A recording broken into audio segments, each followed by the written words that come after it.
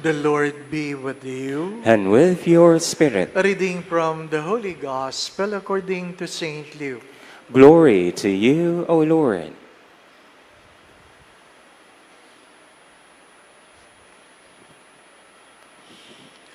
Jesus was praying in a certain place, and when he had finished, one of his disciples said to him, Lord, teach us to pray, just as John taught his disciples. He said to them, when you pray, say, Father, hallowed be your name. Your kingdom come. Give us each day our daily bread. And forgive us our sins, for we ourselves forgive everyone in debt to us. And do not subject us to the final test. And he said to them, suppose one of you has a friend, to whom he goes at midnight and says, Friend, lend me 3 loaves of bread. For a friend of mine has arrived at my house from a journey, and I have nothing to offer him. And he says in reply from within, Do not bother me, the door has already been locked, and my children and I are already in bed. I cannot get up to give you anything. I tell you, if he does not get up to give the visitor the loaves because of their friendship, he will get up to give him whatever he needs because of his persistence. And I tell you, ask and you will receive. Seek and you will find.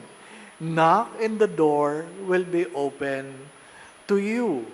For everyone who asks, receives. The one who seeks, finds.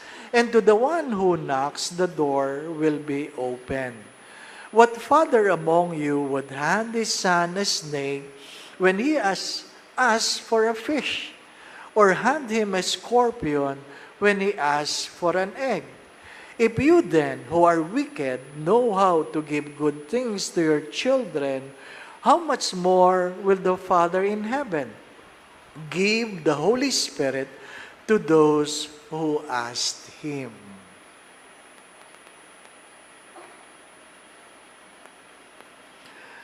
My brothers and sisters, the Gospel of the Lord. Praise you, Lord Jesus Christ.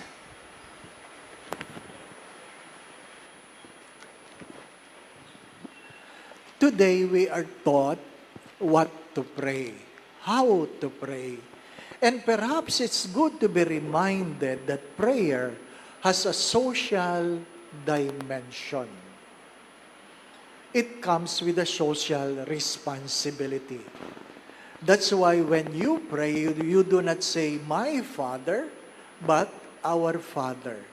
You do not say, give me this day, but give us this day.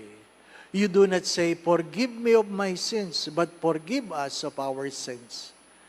And do not lead us to the test, not saying, do not lead me to the test. When you pray without you knowing, there are other people being blessed.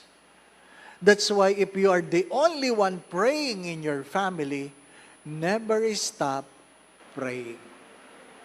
If you are the only one praying in your family, you're the only one going to Mass, don't stop praying, don't stop going to Mass. Be persistent because your prayer might save your family. Be innocent, be good, because being good might save your family.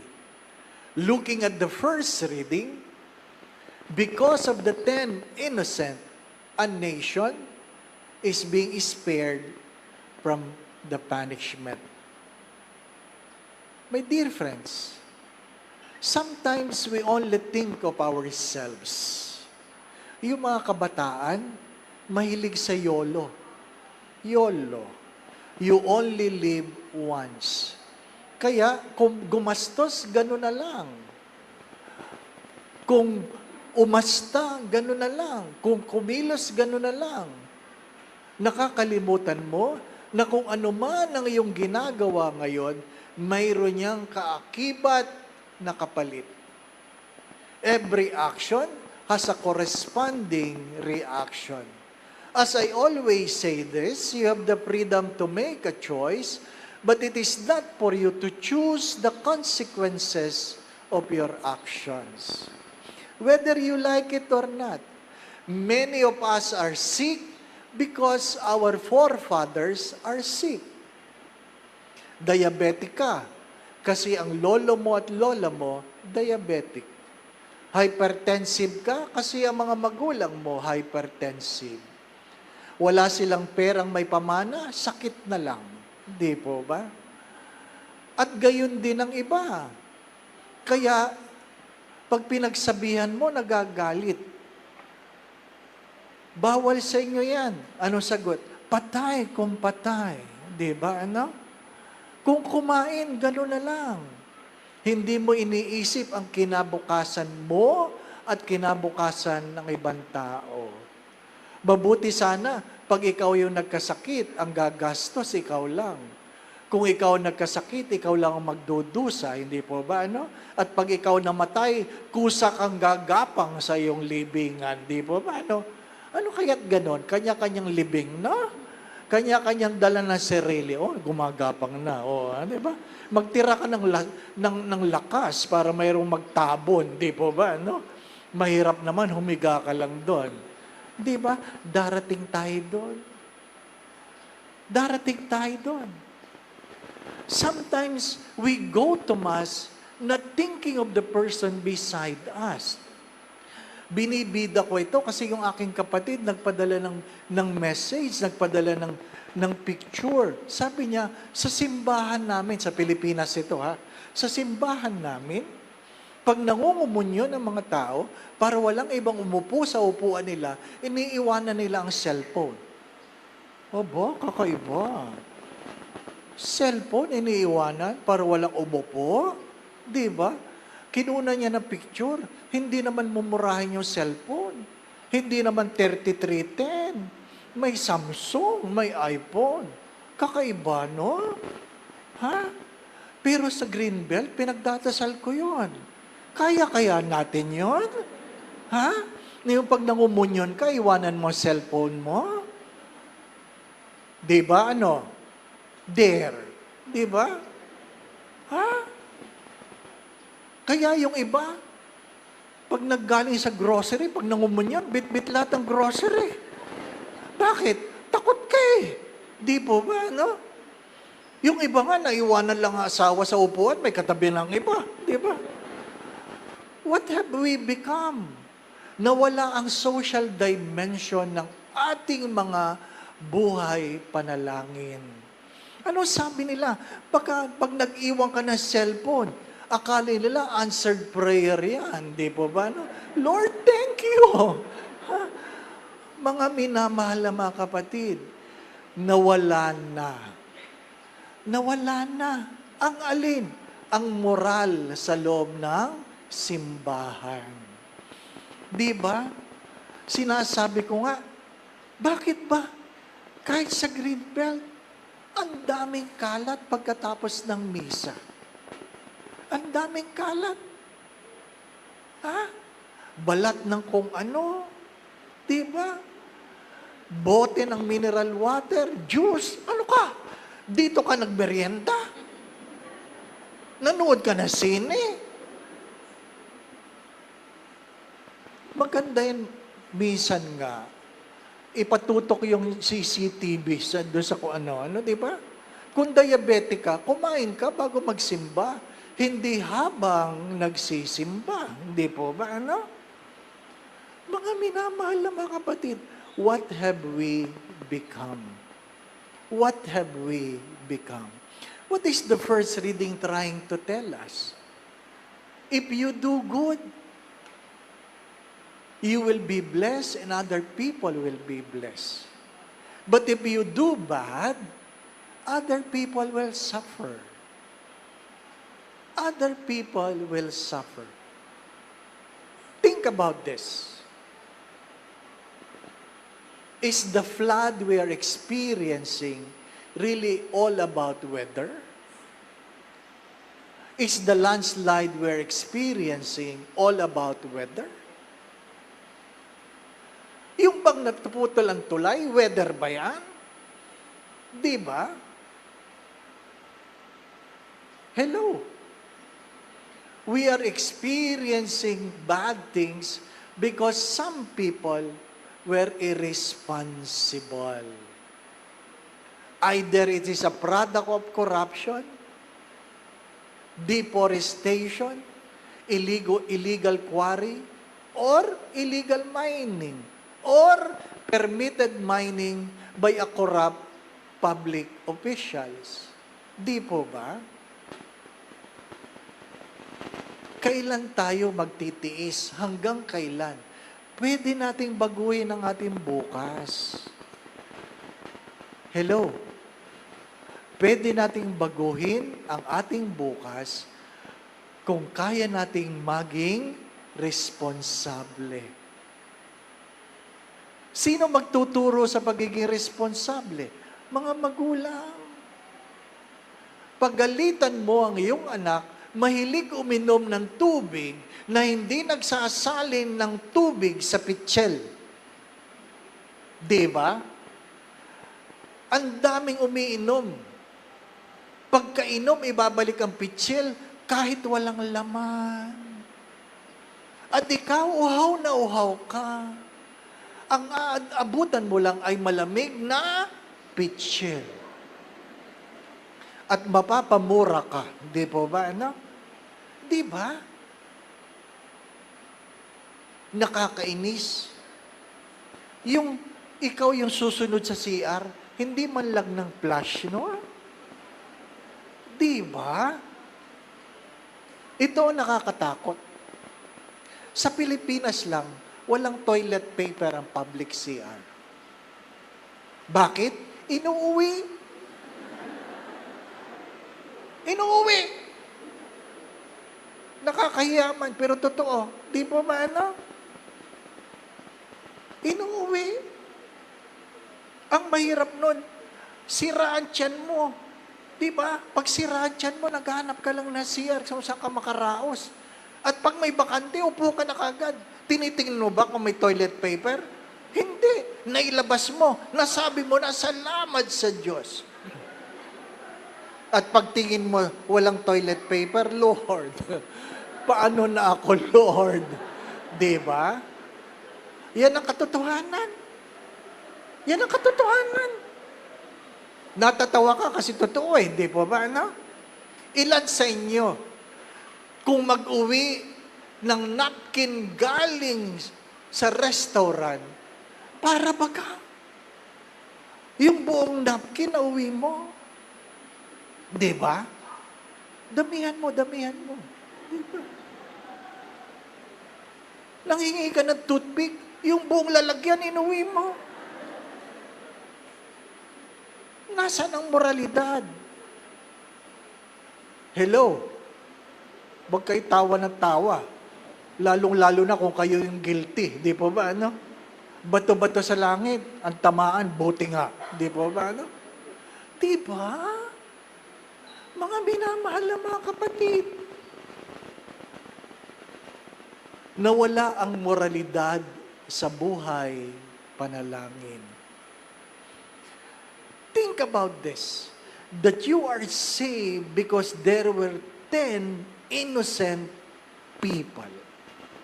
Your family has been saved because there were 10 innocent people. Whether you like it or not, it is written in the book of Genesis, if your father sinned, you will suffer the consequence to the 4th generation. Nang babae, ang tatay mo, ang anak ng apo mo, pagdudusahan pa yan. Kaya hindi ka pwedeng magpabaya. Kawawa naman sila. Patay ka na, nagdudusa pa sila. Di po ba, ano? Saan ba natin natutunan yan? Ang pagpapabaya? Sa school. Sa school. Na ang ating mga panalangin ay para pansarili lamang. Hindi ka nag-aral. Ano yung panalangin? Sana makatabi ko siya. Kasi alam mong nag-aral siya. Di ba? Lord, sana malinaw ang sulat niya. Di ba? At sana malinaw ang mata ko. Wala kang maisagot. Shh, patingin naman. Taas mo. Kaunti pa. Hindi ko kita. Taas mo.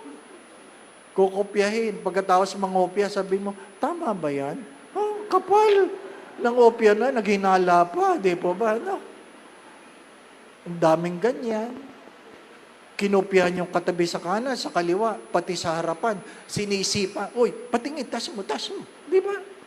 Pagdating ng grading, mas mataas siya. Di ba? May talent eh. Di ba? Ano? Mga minamahal na mga kapatid, ano ang kinabukasan yan?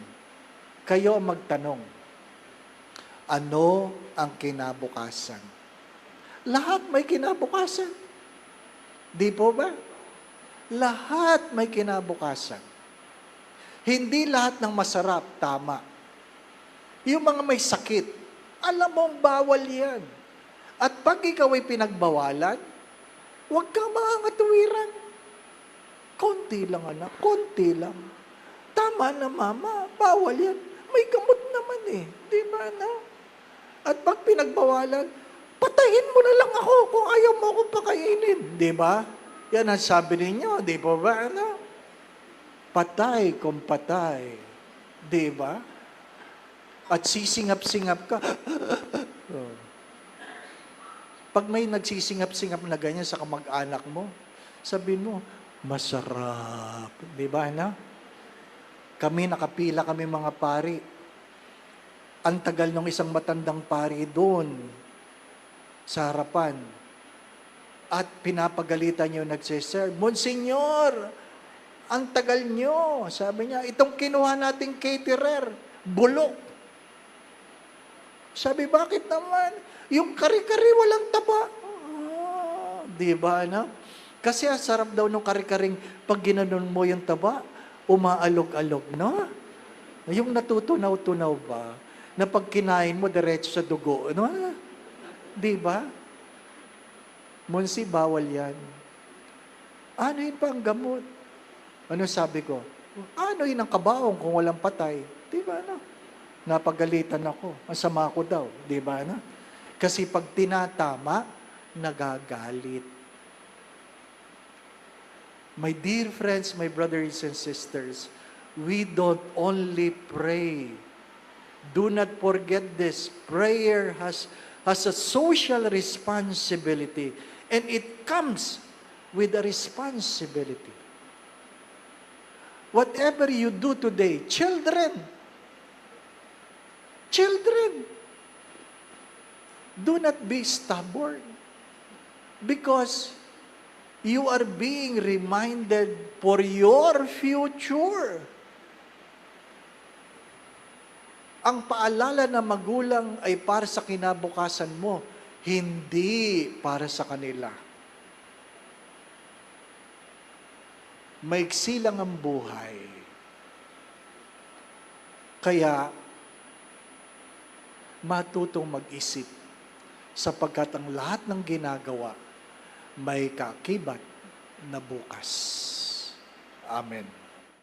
Paalala sa kabataan, igalang ang matatanda, kung hindi, aanihin mo sa iyong pagtanda ang walang paggalang ng nakababata sa iyo. Going back to what I've said, do not forget this. Our prayer has a social responsibility. It comes with responsibility not only to yourself, but to the people around you. If you're the only one praying, pray unceasingly. If you're the only one going to Mass, continue going to Mass because you might be the only reason for others to be saved. The Lord be with you. And with your And spirit. may Almighty God bless you and your family, the Father, the Son, and the Holy Spirit. Amen. The Mass has been offered. We go in peace to love and serve the Lord. Thanks be to God.